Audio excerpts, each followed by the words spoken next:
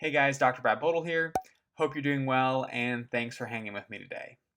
Now, you might have already tried to change your diet to help out with your Hashimoto symptoms in general and also help to support fat loss. And that may or may not have led to some positive changes. But as you've made that adjustment, you might have also realized that anti inflammatory diets, whether it's something like AIP or the more general paleo diet, don't exactly tell you what you should be eating. Rather, more of the focus is on what you should be avoiding. Now, that can be great, and by removing certain food triggers, it can take some of that pressure off for our immune system and allow us to feel better and function more normally. But it's possible that if you're looking to lose weight, there could be some further refinements that you need to make. Now, before we get too far into things here, I did want to remind you that any sort of nutritional or dietary therapy is just a tool that might or might not be a good fit for you. So, as we go through things today, keep in mind that this is something for you to consider, and it's not necessarily a hard and fast rule. Also, if you've already made changes and you're seeing progress with your weight, then I would recommend to continue to do that. Yes, those things can sometimes feel slow, but in general, weight loss should be a relatively slow process. It gives your body time to adapt and it allows you to sustain those changes. Plus, that time frame with weight loss can also be changed when we have a health history that includes Hashimoto's. But if you're not making progress, then I'd like you to consider the composition of your diet, what sort of macronutrients you're getting, and where your calories are coming from. And that's what we're going to be focusing on today. Now, to be clear, I am going to be talking about things like percentages and ratios, which is something that I typically don't like to do. Number one, I think it can be overwhelming for a lot of people, which can limit their ability to be successful. And number two, excessively thinking about the numbers that are attached to our food can sometimes make us do weird things. And we'll discuss more about that here in a little bit. But let's start out by laying out some numbers and giving ourselves a little bit of context. Now, it's estimated that the average American is consuming about 2,100 calories per day. Of those calories, about 46 to 47% are carbohydrates, 15 to 16% are protein, and the remaining 35 to 36% are fat. When we calculate all of that out, it means that we're consuming about 987 calories from carbohydrates, or 246 grams, 336 calories from protein, or 84 grams, and 756 calories from fat, which is also about 84 grams. As you can easily see, whether we look at things in terms of percentages, total calories, or grams of food, carbohydrates dominates all of those other categories. So the question becomes, is this a good thing or is it a bad thing? Now, before I start to make my case, if I were to play devil's advocate to myself, I would argue that this is neither good or bad. And just like we've talked about with our labs in the past, these numbers are just numbers, and they don't mean a lot if we don't overlay them with how we're feeling. So if you're eating in this manner and your thyroid markers look good and you're metabolically healthy and you're happy with what you're doing, then again, I don't think that's necessarily bad. However, if we're not happy with where we're at, then tracking some of your intake and seeing how things stack up for you can be really helpful. Again, it doesn't mean things are bad, we just need to know where we're at. Because if our current approach isn't delivering the results that we want, we need to know where we're at. That way we can change things. And this is why, in general, doing a little bit of tracking can be helpful for us. Now, going back to our numbers, if we were to compare them to some of the estimations for what people were consuming prior to the industrialization of our food system, you'll see a much different picture.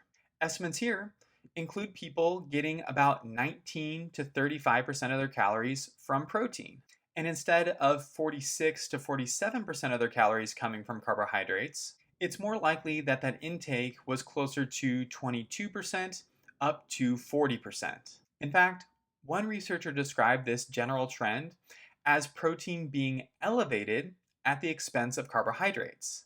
And that's a really important point for us to keep in mind. I think it's a fair thing to say that the average American is not metabolically healthy. And the way that our nutrition is structured these days plays a big role in that outcome. In my opinion, reducing our protein intake and in its place, increasing our carbohydrate intake is a key contributing factor to these negative health outcomes. And it's something that can be more exacerbating when someone is dealing with Hashimoto's. But even though I don't like using percentages and ratios, they can give us some good guidance when they're used correctly. As a general rule, when we're consuming calories from different types of macronutrients in an effort to help us lose weight, it can be more advantageous for us to focus on the macronutrient of protein because it's much harder for our body to store protein away in the form of energy when we compare it to carbohydrates and fat. People who have excess amounts of body fat and visceral fat have completely overloaded their capacity to store energy. This includes carbohydrates in the form of glycogen, whether it's stored in our liver or muscles. And when we have excess fat, it encourages our body to make new fat cells and store the fat cells that we have at their maximum capacity. If we have all this carbohydrate and fat energy that's stored away, we want to encourage our body to utilize it. And if we already have too much energy, then it doesn't help our body to continually resupply it.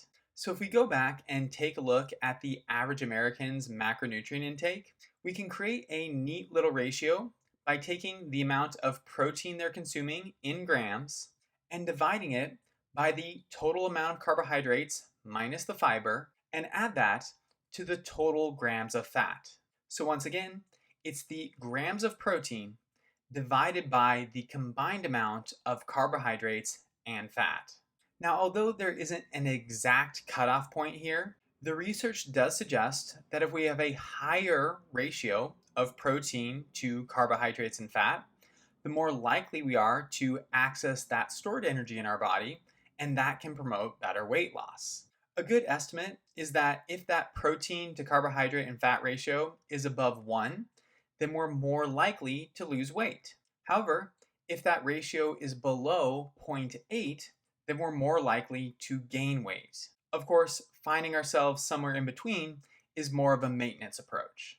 But if we punch our average American's numbers into our little equation, and we take 84 grams of protein and divide it by 246 grams of carbohydrates plus 84 grams of fat, so that's taking the quick math that I did in between these clips, and it's 84 grams divided by 330, which equals a ratio of 0.25.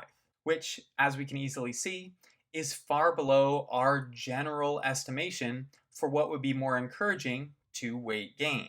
So when I highlighted that remark before about how historical diets had protein elevated at the expense of carbohydrates, it looks like our modern diet is just the reverse. Instead, carbohydrates are elevated at the expense of protein. And if our little theory here holds true, then what that ends up doing is it inverses our ratio. And instead of providing our body with the protein that it needs to help heal and recover, while encouraging that natural flow of bringing calories in and then using the stored ones that we have, we now run low on the protein that we need, especially in cases like Hashimoto's where that protein demand is higher. The constant flow of calories that comes from macronutrients that are easy for us to store allows us to maintain those storage levels. And if our body is getting a lot of high energy from the foods that we're eating, why would it ever be encouraged to utilize the energy that we already have stored in our body? The simple answer, it wouldn't. The other thing that we need to speak to is that when we have less protein intake, not only do we have less of those building blocks that we need for healing and recovery, but it also increases the likelihood that we overeat in general. Now, as we've been working through our examples, we've been keeping things consistent. That way we can compare the different scenarios. However, there are also research studies that show when we swap carbohydrates for protein, people feel more satiated and they spontaneously decrease the amount that they eat throughout the day. Why is this so important? Well, even though there are highly processed foods out there that can make us overeat even when we're already full, even when we have enough nutrition, if we ignore some of that, generally speaking, people are going to eat to satiety. This is why, although low-calorie diets can work for some and they can work in short durations, eventually that drive to eat is going to overwhelm all of our rational thinking. So if we want to be successful, then we need to find foods that feel nourishing to us, that make us feel full. And although it's not the only factor, getting the right amount of protein can play a huge role in this, and it's something that's a little bit easier for us to pick up when we take a look at some of those ratios. If the ratios are too confusing, then this is where we can consider percentages, although the same principles apply. Now, when you look for how much protein you should be eating as a percentage, you're going to see recommendations that are all over the place. But one that gave me a little bit of a chuckle was Harvard's recommendation, which was that protein should be about 10% of your overall calories. That means if we take our average intake of 2,100 calories, that's 210 calories that should come from protein, which is about 52.5 grams. And as you can probably already tell, that's a number that I think is way too low. However, they do note that some people will need more, and they cite active athletes who need some extra protein to help encourage their muscle recovery and their muscle building. But as I've pointed out in other videos, I think of people with autoimmunity more akin to someone like a high-level athlete and less like an average person. The reason for this is because the demand is different. And if you're trying to recover from a chronic illness, you need extra building blocks to help facilitate that process. In my mind, this is not too unsimilar to someone who might be trying to build strength and excel at a particular activity. Instead of aiming for something like 10%, I think getting 30 to 40% of your calories from protein is much more appropriate. Again, if we take that recommendation and we compare it to our average American, it's almost as though those percentages are completely flipped. And to some degree, that's the point. If those average numbers are working for us, no problem. But if they're not, we need to recognize that and do something different. Now, before we get into our last point here, which is essentially about not getting too hung up on the numbers, I wanted to remind you that if you're someone who is struggling with Hashimoto's, you're not getting the help that you need from your doctor, you're overwhelmed by all the information that's out there, and you want to work with me, then I'd highly recommend reaching out by sending an email to contact@seattlethyroidhelp.com and asking about my online course, Natural Hashimoto's Transformation. In the course, there are 8 modules that will teach you how to better understand your Hashimoto's than you ever have before, identify root causes, and follow a clear plan of action surrounding nutrition, supplementation, and lifestyle changes that'll allow you to make real change in terms of your symptoms and start getting your life back. In addition to the modules, there are also weekly live question and answer sessions with me and a supportive Facebook group with other people who have experienced the same things as you and knows the challenge of overcoming these conditions. I truly believe it's the most focused, comprehensive, and sensible way to address Hashimoto's, and it's already helped many people transform their lives. So if that's something that sounds interesting to you, send me a message so we can hop on a call, discuss the details, and see if it's a good fit. Alrighty then, back to the rest of the video. So the last point that I want to make sure we cover in this video is don't be weird about the numbers. Now, the reason why I don't like to talk about ratios or percentages is because those numbers can really get stuck in people's heads. And in reality, it's less about that ratio or percentage itself, and instead, it's about what it represents. So let me explain that a little further. If I'm tracking my food and I'm trying to lose weight, and I find that my ratio of protein to carbs and fats is on average around 0.7, then that might be the helpful hint I need to say, okay, maybe I'm not hitting my goals in a way that is as helpful as I thought. But then we want to ask ourselves, how do we go about changing that ratio? Well, this is where we want to avoid doing weird things. And it's often where I see patients making some odd choices. Maybe they too have done some tracking and their average is 0.7. But instead of looking at the foods that they're eating and making a note of the ones that are encouraging a favorable ratio and noting the ones that aren't, they might instead start looking for quick and easy ways to change that number. I kid you not. I've had situations where people have reached out to me and in an effort to alter that ratio, they haven't really changed what they're eating in general. Instead, they've just added another 100 grams of protein that they've gotten from protein powder. Now sure, maybe that protein can serve them in certain ways, but it's really not helping them to feel more satiated, reduce their overall eating, and cut out some of the processed things that we often receive in the forms of processed carbohydrates and fats. Yes, the ratio is better, but the quality of their diet isn't.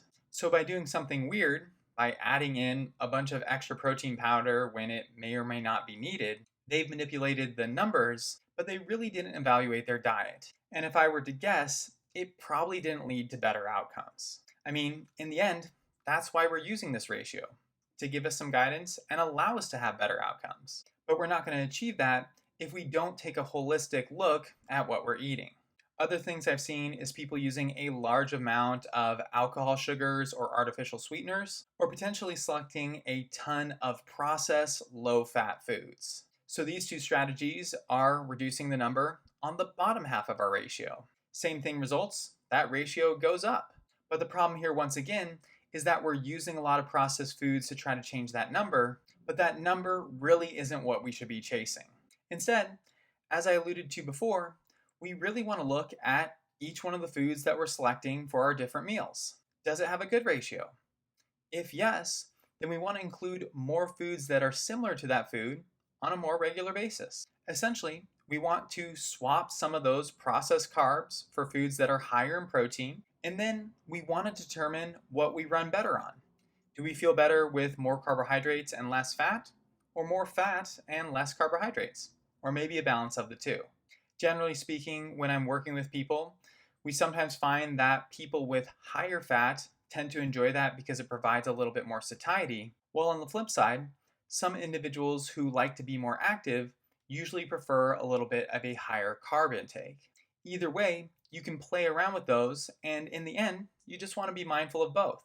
Again, both carbs and fats can be highly processed and refined, and often they're combined together in a lot of highly refined foods. The ratio allows us to keep better track of that. And whether we're trying to lose weight, gain weight, or keep things steady, we can gently adjust those numbers by changing the whole foods that we're consuming. And by doing so, we ideally see better outcomes that match our efforts. So maybe the short answer is calculate the ratio, but then use that knowledge proactively when you're choosing foods, rather than retroactively coming back to your ratio at the end of the day, then trying to frantically stuff in a bunch of extra protein or cut things out just to make the numbers work. Remember, it's not about the numbers, it's how you feel and how you're responding. But hopefully you liked today's video about the things that I don't like to talk about. I know that might seem a little bit confusing, but I'm always concerned with giving people too much information, which eventually bogs them down. And also, as I've said multiple times now, I think these numbers can sometimes be manipulated for evil rather than actually helping us to achieve our goals. But if you have any thoughts, have any questions, make sure to leave them for me in the comments, and we can keep chatting about how some of this stuff can be applied in our own lives. Again, if you're interested in working with me, make sure to reach out about my online course, Natural Hashimoto's Transformation, by sending an email to contact@seattlethyroidhelp.com. And if you're looking for more helpful information on a regular basis, you can follow me on Instagram or Facebook, where I post daily info, strategies, and tips. But that is it for this one. I love you guys. Thank you for watching. If you have been enjoying the content, please remember to like and subscribe. It doesn't cost you anything, and I really appreciate the support. But my name is Dr. Bodle. I hope you have a great rest of your week, and I will see you in the next one.